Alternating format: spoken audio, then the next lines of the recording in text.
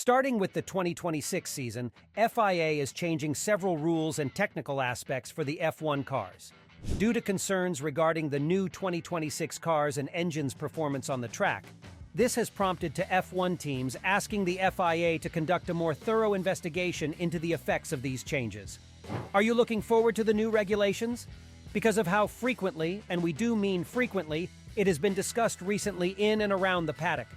Plans to increase the use of batteries, with a 50-50th mix of combustion engine and electric power output, have raised fears that they could backfire, preventing cars from racing continuously around a lap due to insufficient energy generation.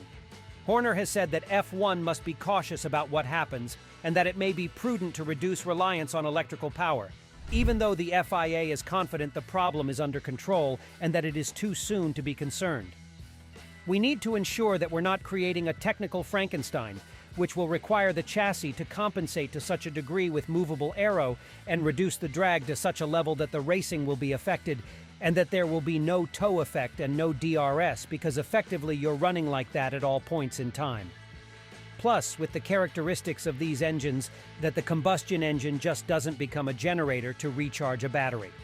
Horner asserts that the issue can be solved with as little as a 5% adjustment in combustion electric power, but he does think it's important to get it right. We still have 2.5 years, and I think if there is a slight redress, it would then create potentially a better platform for the chassis, he said. Otherwise, the chassis regs that are undefined yet and uncommitted, we're going to be trying to cater for those compromises. You have got to look at the thing holistically from both the technical point of view and, most importantly, what is F1? F1 needs to be wheel-to-wheel racing. We can't afford to lose that challenge and have drivers downshifting on the straights to regenerate batteries. I know the FIA taking it very seriously, and they're looking at it very closely as the simulations become more advanced.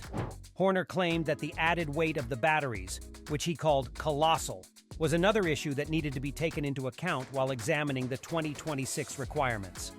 One of the big impacts for 2026 is weight, he said. You're looking at pretty much a 30-kilogram swing on cars that are already approaching the sort of sports car type of weight through the cooling. What do you think? Do you agree with Horner's predictions? Let us know in the comments down below. This week is race week, and the race is going to take place at the legendary circuit in Silverstone, home of so many F1 teams, Mercedes included, which in preparation for the next races of the 2023 season, the Brackley-based squad will release its second substantial upgrade. We're pleased to get back racing after a bruising weekend in Austria, Wolff said. We scored a handful of points, but we didn't have the pace for much more. The field behind Red Bull is incredibly close and also fluctuating each weekend. Some of this is circuit-specific, and some the upgrade cycle across the grid. We fell on the wrong side of this equation in Spielberg, but we've got a chance to bounce back immediately. Last year's British Grand Prix saw Mercedes put in a good performance, and since the company released its first wave of modifications earlier this year, it has demonstrated signs of improving pace. As the club looks to gain more ground this season, Wolff thinks there are many reasons to be hopeful about the squad's performance. The team has been hard at work to analyze and draw learnings from our performance, he said. We have taken the result on the chin and will aim to recapture the momentum we had built up across previous races. With the next upgrades and experiments coming in Silverstone, there are reasons for optimism. Nevertheless, we are not getting ahead of ourselves. We're focused on the job at hand, extracting performance from the car, and we'll see where we stand this weekend. The British Grand Prix is one of the highlights of the season. The atmosphere at Silverstone is unique, and the support from the fans is truly incredible. It's also our local race, with the track just down the road from the factories in Brackley and Brixworth. It's a fast and flowing layout which creates great racing, so hopefully we can perform well and put on a good show. Following a meeting with TOTO Wolff, Stefano Domenicali, the heads of the 7 UK-based Formula One teams, Lucy Fraser, the Secretary of State for Culture, Media and Sport, and the advisors to Prime Minister Rishi Sunak, Wolff and Domenicali briefly spoke with Sky Sports. Lewis Hamilton is clearly the most important personality in our sport, Wolff said. He is so multi-dimensional. He is not only a racing driver and world champion, but he is trailblazing for diversity, for sustainability, and there are no limits for Lewis Hamilton as a racing driver, as an entrepreneur, and as a politician. I think he is one of the most spectacular personalities and characters that I've ever met. Following that, Domenicali was asked by Sky Sports reporter Craig Slater if he wanted Toto to sign Lewis for a few more years. "I would say more short-term, I would love to see Lewis still fighting on the track," the Italian said. "But I agree with Toto that he is an incredible personality. He has shown that he has raised the bar of interest in a lot of topics. For the short term, I would say, Toto makes sure that he's running with a good F1 car," Domenicali concluded. Toto said, "We owe him an 8th championship." Surprisingly, Wolff disagrees with Horner's worries and thinks there is political maneuvering going on that may be connected to Red Bull's own powertrain development. Red Bull is creating and manufacturing its own engine for the first time in its history, starting in 2026 in partnership with Ford.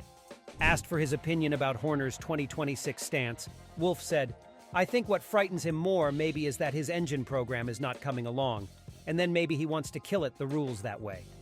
So you always have to question what's the real motivation to say something like that. That's not going to happen.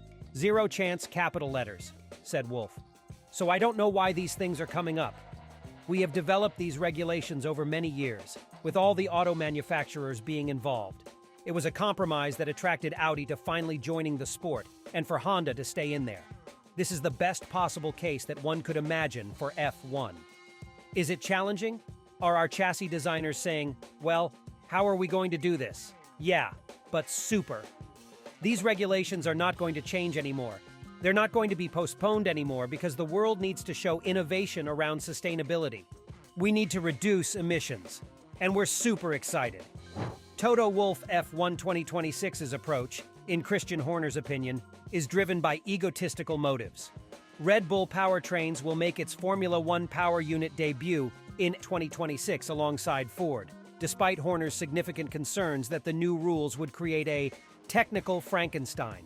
Horner is upset by Wolff's comments and has accused Wolff of having selfish motives.